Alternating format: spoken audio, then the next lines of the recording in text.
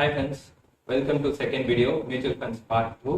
இந்த வீடியோ நம்ம என்ன பார்க்க போறோம்னா ஈக்விட்டி அசெட்னா என்ன, டெப்ட் அசெட் என்ன, மார்க்கெட் கேபிடலைசேஷன்னா என்ன, மிட் கேப் என்ன, லார்ஜ் கேப் என்ன, ஸ்மால் கேப், அந்த மாதிரி டிஃப்ரெண்ட் கேட்டகரிஸ் ஆஃப் ஸ்டாக்ஸ் இருக்கு.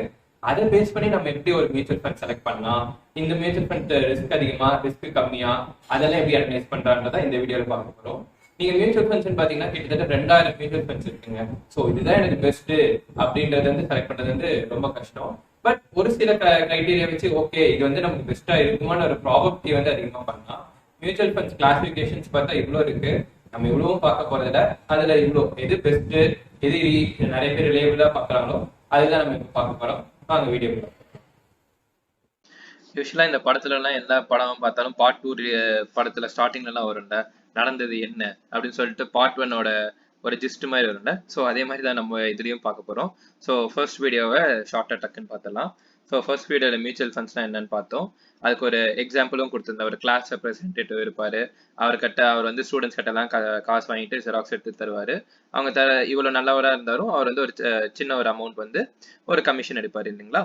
ஸோ அதே மாதிரி தான் மியூச்சுவல் ஃபண்ட்ஸும் நம்ம கிட்ட எல்லாமே காசு கலெக்ட் பண்ணி அவங்க ஸ்டாக் மார்க்கெட்ல போட்டு நமக்கு ஒரு ரிட்டர்ன்ஸ் தருவாரு.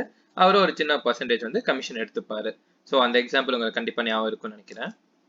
அடுத்து இந்த ஸ்லைட் பார்த்தோம். இன்கேஸ் நம்மளே மேனுவலா ஓகே நானே ஸ்டாக் மார்க்கெட்ல ஸ்ட்ரைட்டா போட்டா என்ன ஆகும் அப்படின்றது பார்த்தோம். நம்மளே ஸ்ட்ரைட்டா தெரியாம விப்ரோ இல்ல பாரதி ஏர்டெல் இந்த மாதிரி எல்லாம் வாங்கிட்டா அது கீழே போயிடுச்சு, நம்ம லாஸ்ட்ல இருப்போம். ஸோ ஒரு ஆவரேஜா எல்லா கம்பெனிலையும் போடணும், மியூச்சுவல் ஃபண்ட்ஸ் மட்டும் எப்படி போடுறாங்கன்றது நம்ம பார்த்தோம். அவங்க வந்து இந்த 10 கம்பெனி இருக்குன்னா 10 கம்பெனியும் ஒரு சின்ன பர்சன்டேஜ் ஆஃப் வெயிட்டேஜ் போட்டு அந்த வெயிட்டேஜுக்கு ஏற்ற மாதிரி தான் போடுவாங்க. அதை நம்ம ஒரு எக்ஸல்ல பார்த்தோம். இன்கேஸ் அந்த எக்ஸல் ஞாபகம் இல்லைன்னா ஃபர்ஸ்ட் வீடியோ பாருங்க, அதில் கண்டிப்பாக ஃபுல்லாக நீட்டாக எக்ஸ்பிளைன் பண்ணியிருப்பேன். அந்த எக்ஸலில் எப்படி எவ்வளோ வெயிட்டேஜ், எவ்வளோ அலாட் பண்ணுறாங்க, எவ்வளோ பர்சன்டேஜ் ஆஃப் ஷேர்ஸ் வாங்குறாங்க, எவ்வளோ ரிட்டர்ன்ஸ்ன்றதை அதை போட்டிருக்கேன். அடுத்து இது நம்ம பார்த்தோம். எவ்வளோ மியூச்சுவல் ஃபண்ட்ஸ்னால ஈக்விட்டி இன்வெஸ்ட்மெண்ட் வந்துடும். So high risk high reward வரும். மியூச்சுவல் ஃபண்ட்ஸ்ன்ட்டு இல்லை, எந்த ஒரு இன்வெஸ்ட்மெண்ட் பண்ணுறதுனாலும் ஒரு ஃபினான்ஷியல் கோல் நம்ம வச்சுக்கணும். அந்த ஃபினான்ஷியல் கோல் ஷார்ட் டேர்மாக இருக்கலாம், மிட் டேர்மாக இருக்கலாம், இல்லை லாங் டேர்மாகவும் இருக்கலாம். இப்போ இதோட அட்வான்டேஜஸ்ன்னு பார்த்தீங்கன்னா நம்ம ஹை இன்ட்ரெஸ்ட் ரேட் வந்து நிறைய பர்சன்டேஜ் ஆஃப் இன்ட்ரெஸ்ட் வந்து அதிகமாக இருக்கும். அதே மாதிரி கேன் இன்வெஸ்ட் லோ அமௌண்ட். இப்போ டைவர்சிஃபிகேஷன் 10 கம்பெனி நான் லாஸ்ட் வீடியோ சொல்லியிருந்தேன் பார்த்தீங்களா. இப்போ ஒவ்வொரு ஸ்டாக்கா எல்லா கம்பெனியும் இந்த 10 கம்பெனியும் வாங்கணும்னா கிட்டத்தட்ட 11,000 ஆகும். அதே மியூச்சுவல் ஃபண்ட்ஸ்ல நம்ம ஒரு 500 இல்ல 2000 போட்டு எல்லா கம்பெனிலையும் டைவர்சிஃபை பண்ணிக்கலாம். ஒரு 0.5% 0.25% ஆஃப் ஷேரோ வாங்கலாம். இதுல என்ன ஒரு டிஸ்அட்வான்டேஜ்னா அந்த மியூச்சுவல் ஃபண்ட் மேனேஜர் இருக்கார்ல, ஒருத்தர் இவர் தான் எல்லா கம்பெனில எவ்வளவு வெயிட்டேஜ் எவ்வளவு போடலான்னு பாக்குறாருல, அவங்க கிட்ட போய் நம்ம வந்து இந்த ஸ்டாக்ல போடுங்க, இவ்வளவு பர்சன்டேஜ் போடுங்க நம்ம சொல்ல முடியாது. அவங்க என்ன போடுறாங்களோ அதுதான், நம்ம வந்து அதை கஸ்டமைஸ் பண்ண முடியாது. இது அந்த மியூச்சுவல் ஃபண்ட் சைக்கிள் பார்த்தோம். நம்ம எல்லாம் இன்வெஸ்டர்ஸ், நம்ம எல்லாருமே காசு கலெக்ட் பண்ணி மியூச்சுவல் ஃபண்ட் மேனேஜர்கிட்ட கொடுக்குறோம். அவர் வந்து ஸ்டாக் மார்க்கெட் மற்ற செக்யூரிட்டி ஸ்கீம்ஸ் எல்லாம் இன்வெஸ்ட் பண்ணி ஒரு ரிட்டர்ன்ஸ் ஜென்ரேட் பண்றாங்க. அந்த ரிட்டர்ன்ஸை திருப்பி நமக்கு கொடுக்குறாங்க, ஒரு சின்ன பர்சன்டேஜ் வந்து கமிஷனா எடுத்துக்கிட்டு. ஓகே, இதுதாங்க நம்ம பார்த்தது. வாங்க செகண்ட் மியூச்சுவல் ஃபண்ட்ஸ் பார்ட் 2 இதுல என்னன்றதை பார்த்துருவோம். இப்போ நான் லாஸ்ட் வீடியோக்கு முன்னாடி வந்து மோட்ஸ் ஆஃப் இன்வெஸ்ட்மெண்ட் ஒரு வீடியோ போட்டிருந்தேன்.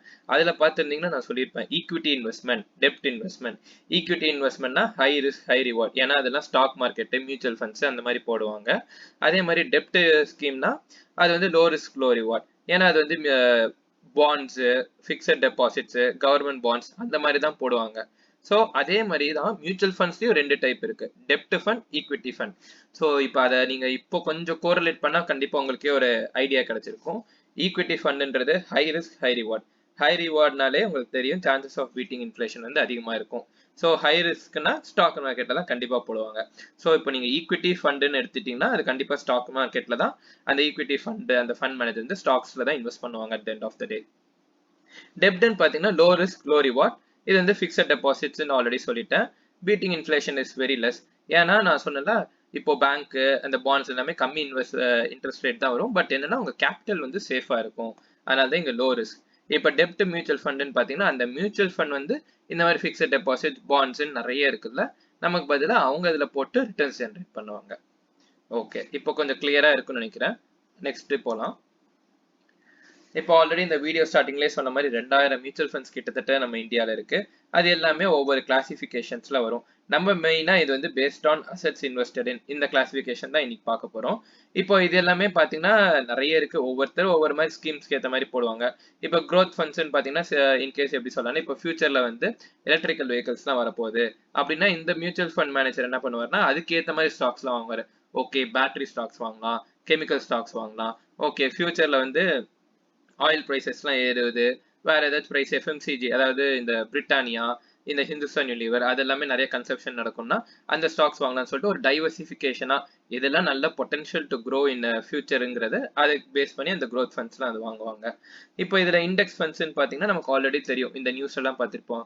நிஃப்டி 50 ஏறியது, சென்செக்ஸ் குறைந்தது, அதெல்லாம் பார்த்திருப்போம்ல. இந்த இண்டெக்ஸ் ஃபண்ட்ல என்னன்னா அந்த நிஃப்டி 50 சொல்றாங்க பாத்தீங்களா, அந்த 50 கம்பெனிஸ்ல மட்டும்தான் இவங்க வந்து இன்வெஸ்ட் பண்ண போறாங்க. இப்போ உங்களுக்கு நிஃப்டி சென்செக்ஸ்ங்கிறது என்னன்னு தெரியலன்னா ஒன்றும் பிரச்சனை இல்லை, நம்ம ஃபியூச்சர் வீடியோஸ்ல அதை பத்தி டீட்டெயிலாக கண்டிப்பா பார்ப்போம். இப்போதைக்கு இண்டெக்ஸ் ஃபண்ட்ஸ் என்னன்னு தெரிஞ்சுக்கோங்க. செக்டார் ஃபண்ட்ஸ்ன்றது இது பேர்லயே இருக்கு, ஒரே ஒரு செக்டார் மட்டும்தான் இது சார்ந்து போடுது. இப்போ நம்ம வந்து ஃபியூச்சர்ல வந்து இன்ஃபர்மேஷன் டெக்னாலஜி அதாவது ஐடி செக்டார் தான் ஏறப்போகுது. ஐஓடி சொல்றாங்க, ஆர்டிஃபிஷியல் இன்டெலிஜென்ஸ் எல்லாமே உலகமே கம்ப்யூட்டர் டிபெண்ட் பண்ணி இருக்குன்னு சொல்றாங்கல்ல. ஸோ இந்த மியூச்சுவல் ஃபண்ட் மேனேஜர் என்ன பண்ணுவாருன்னா ஒன்லி இப்போ ஃபார் எக்ஸாம்பிள் ஐடி மியூச்சுவல் ஃபண்ட்னு வச்சுக்கிட்டீங்கன்னா டிஜிட்டல் மியூச்சுவல் ஃபண்ட் அப்படின்னு எடுத்துட்டீங்கன்னா இந்த ஃபண்டில் பார்த்தீங்கன்னா இப்போ நம்ம போன வீடியோவில் பார்த்தீங்கன்னா ஒரு 10 கம்பெனி இருந்துச்சு. ஹெச்டிஎஃப்சி இருந்துச்சு, ரிலையன்ஸ் இருந்துச்சு, ஐடிசி இருக்கு, பேங்கிங்கு, இன்ஃபர்மேஷன் டெக்னாலஜி எல்லாமே மாறி மாறி இருந்துச்சு. இந்த செக்டார் ஃபண்ட்ஸ் பார்த்தீங்கன்னா வெறும் ஐடி கம்பெனி மட்டும்தாங்க இருக்கும். இதில் 20 கம்பெனியோ 30 கம்பெனியோ ஒன்லி ஐடி மட்டும்தான் இருக்கும், வேற எந்த ஸ்ட்ரீமும் இருக்காது. ஸோ இது வந்து sector funds. Okay, market capitalisation இது ஏன் நம்ம பார்க்கணும், இதுக்கும் மியூச்சுவல் ஃபண்ட் இன்வெஸ்ட்மெண்ட்டுக்கும் என்ன ஒரு கோரலேஷன் அப்படிதான் யோசிக்கிறீங்க. இந்த ஸ்லைட் முடிச்சுட்டு நான் நெக்ஸ்ட் ஸ்லைட் போகும்போது கண்டிப்பா உங்களுக்கு இது புரியும். ஃபர்ஸ்ட் மார்க்கெட் கேபிட்டலைசேஷன் என்னன்னு பார்த்துடுறோம். Price per share into shares outstanding. இப்போ ஒரு கம்பெனி கிட்ட 1 லட்சம் ஷேர் இருக்குன்னு வச்சுக்கோங்களேன். அந்த 1 லட்சம் ஷேர் வந்து கான்ஸ்டன்டா தானே இருக்கும். அது ரொம்ப ரேரா எப்பயாச்சும் கம்பெனி இஷ்யூஸ் பண்ணும், இல்ல பைபேக் வரும், அந்த மாதிரி நிறைய கான்செப்ட்ஸ் இருக்கு. அது பண்ணா மட்டும் தான் அந்த நம்பர் ஆஃப் ஷேர்ஸ் வந்து மாற வாய்ப்பு இருக்கு. அப்படி இல்லைன்னா ஷேர்ஸ் வந்து மோஸ்டா இதே மாதிரி தான் இருக்கும், 1 lakh இருக்கும். இப்போ ஃபார் எக்ஸாம்பிள் அந்த பிரைஸ் வந்து இப்போ வந்து 10 ரூபான்னு வச்சுக்கோங்களேன். ஸோ 10 into 1 lakhs பார்த்தீங்கன்னா அந்த மார்க்கெட் கேபிட்டலைசேஷன் 10 லட்ச ரூபா. இது எதுக்குன்னா அந்த கம்பெனி வந்து எவ்வளவு ஸ்ட்ராங், எவ்வளவு பெரிய கம்பெனியா, குட்டி கம்பெனியா, ரொம்ப சின்ன கம்பெனின்றது பார்க்கறதுக்காக இந்த மார்க்கெட் கேபிட்டலைசேஷன்ன்றது நம்ம யூஸ் பண்றோம். சரி, இது வந்து ஒரு வாட்டி 10 லட்சம்னா அவ்வளவுதானா, மாறாதா அப்படின்னு கேட்டீங்கன்னா அதுதான் இல்லை. நம்ம தெரியும் ஸ்டாக் மார்க்கெட்ல ஸ்டாக்ஸ் வந்து மேல போகும் கீழே போகும் எல்லாமே மாறி மாறி வரும்ல. ஸோ இப்போ நாளைக்கே இந்த ஷேர் வந்து 10 ரூபால இருந்து 20 ரூபா போயிருச்சுன்னு வச்சுக்கோங்களேன், இந்த கேபிட்டலைசேஷன் 20 லட்ச ரூபா மாறிடும். 10 இருந்து 8 ரூபா மாறிச்சுன்னா 8 into 1 லட்சம் 8 லட்சமா மாறிடும். ஸோ இந்த பிரைஸ் பொறுத்து தான் மோஸ்டா வந்து இந்த மார்க்கெட் கேபிட்டலைசேஷன் மாறும். இப்போ உங்களுக்கு தெரிஞ்சிருக்கும். ஸோ இதுதான் வெயிட்டேஜ்ன்ட்டு. இப்போ நான் சொன்னால இது ஏத்த மாதிரி மாறும்ட்டு. இதுல ஒரு சின்ன கிளாசிபிகேஷன் இருக்கு. என்னன்னா இந்த மார்க்கெட் கேபிட்டலைசேஷன் வந்து 10 லட்சம்லாம் ரொம்ப கம்மிங்க. ஒரு பெரிய பெரிய கம்பெனிஸ்க்குலாம் இன்வெஸ்ட்மெண்ட் 10 லட்சங்கிறது ஒண்ணுமே இல்லை, அது மார்க்கெட்டிங் செலவு கூட பத்தாதுன்னு வச்சுக்கோங்களேன்.